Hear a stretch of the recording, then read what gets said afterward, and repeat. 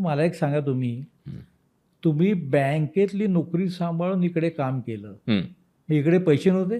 होते ना. मग तुम्ही, आपण जर मागे वळून बघितलं, बऱ्याचशा कलाकारांनी बँकेतली किंवा इतरत्र नोकरी सांभाळून करिअर केलं. हो, म्हणजे एक 10 नावं मी देऊ शकतो. पण आता आहे ना, मीही तसंच केलंय. हो, पण इथे पैसा नाही म्हणून लोक नोकरी करत होते. कुठे पैसा नाही, इकडे होते की पैसे होते की. तुमचे पैसे किती बुडाले आता बॅन? नाही, एक सांगतो तुम्हाला, पुन्हा एक माझ्या सांगतो. मी एक सुरेश खरेंचं नाटक करतो आताच 15 दिवसापूर्वी किंवा महिन्याभरापूर्वी त्याचं हे झालं. मी बबन प्रामाणिक. हां तिथे त्यामध्ये लक्ष्मीकांत बेर्डे काम करायचं होतं. हां तर मी पार्ल्याला गेलो. कुमार सोहनी आमचे दिग्दर्शक होते. तिथे गेल्यानंतर मी त्या माणसाला ओळखलं नाही. आर्मचेअरवर असा झोपला होता.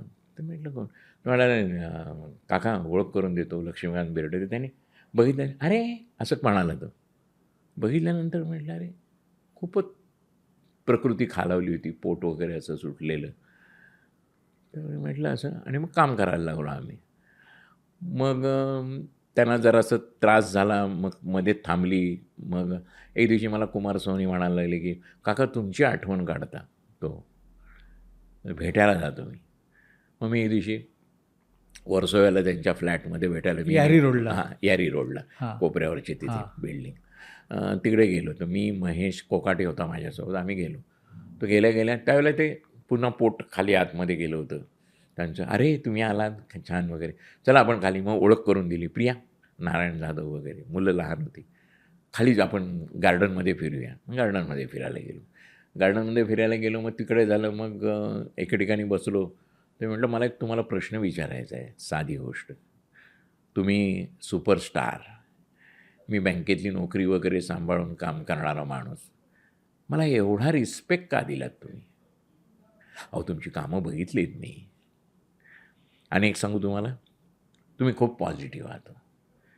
तुमच्या बघितलं बरं वाटतं. म्हटलं, आता आपण दोघे एकत्र काम करतो का नाही, आपण दोघांनी एकत्र राहायचं, नवीन इनिंग सुरू करायची. मी तुम्हाला सांभाळून घेणार, आपण गप्पा टप्पा करू, सगळं काय करू, आणि बाकीचं सगळं सोडून द्यायचं, आणि छानपैकी आपण काम करू आणि करू. मग आपण काही बोलताना पटकन एक वाक्य बोलून गेले,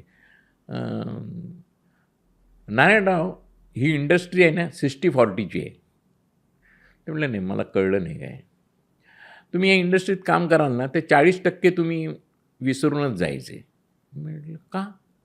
नाही, ते प्रोड्युसर येतात आणि मग ते सांगतात की एवढे पुढच्या सिनेमात तूच आहेस रे. हे लक्ष्मण बेर्डेचं खास ते सांगणं असायचं, बरोबर आहे. नाही, ते माझ्या लक्षात राहिलं. 60-40चा व्यवहार आहे. मी पण वैयक्तिक सांगतो, मला अद्यापपर्यंत कुणीही नाही, पण लक्ष्मण बेर्डेंनी तुम्हाला जो सल्ला दिला, ते सांगितलं, की तुम्हाला त्या क्षणी काय तुमचं इम्प्रेशन होतं? नाही, मला ते नवीन होतं ना. आणि मी म्हटलं, अरे बरोबर, 60-40, 60%च मिळणार, 40% डुबणार आपले. पण नाही, अद्यापपर्यंत माझे तरी कोणी तसं काही, 1-2 अनुभव आहेत. शेवटी काय माहिती आहे का, एक गोष्ट लक्षात ठेवायची, मी माझ्यापुरतं ठरवून टाकलेलं आहे, ते साधं गणित आहे. एक, माझ्या नशिबात आहे ते मला मिळणारच आहे. त्यासाठी मी धावपळ वगैरे करणार नाही. आणखीन माझं एक लाडकं विधान आहे, आयुष्याची पटकथा ऑलरेडी लिहिलेली असते. आत्ता हे जे आपण संवाद बोलतोय, आपली गाठभेट आहे, कळलं का? मी कोणीतरी नियतीने लिहिलेले हा संवाद, हा इथलाच कुठेतरी आहे. ती फ्रिक्वेन्सी जमली म्हणून आपला संवाद जोडलेला आहे. त्यामुळे जे येणार आहे ते लोकं येतात. मी लोकांना विचारलं ना, अरे कशाला फोन करून तुम्ही, आता टिंग्या करताना देखील मला त्यांनी मेन ब्रँचला फोन केला. ते म्हणाले, इथे नाही काम करत, ते सेंट्रल ऑफिसला काम करतात. सेंट्रल ऑफिसला ते म्हणाले, आत्ताच त्यांची बदली झाली, कॅग ब्रँचला काम करतात. कॅगला फोन आला. तर मी म्हटलं, काय? तर म्हणते, ती एवढी माणसं आहेत की बाहेर पडलेली. आणि माझं वैयक्तिक मत सांगतो, जे पूर्णपणे या व्यवसायावर अवलंबून आहेत ना, त्यांना कामं मिळायला पाहिजेत. आणि मी तशी कामं सोडली आहेत बऱ्याच वेळेला. बरीच कामं मी सोडली आहेत या संदर्भातली. म्हणजे एक मी तारा सखाराम राणे नावाचं नाटक प्रवीण शांतारामचं करणार होतो.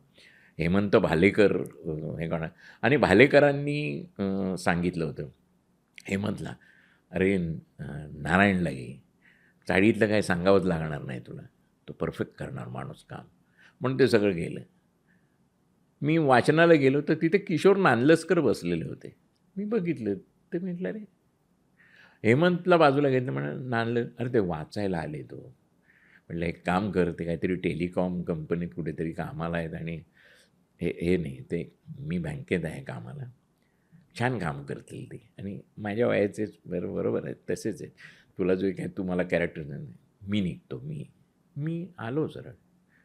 म्हटलं मी नाही. मराठी मनोरंजन सृष्टीमधील मालिका, चित्रपट, नाटक तसेच कलाकारांबद्दलच्या नवीन अपडेट्स जाणून घेण्यासाठी नक्की सबस्क्राईब करा इट्स मज्जा मराठी या आपल्या नवीन यूट्यूब चॅनलला.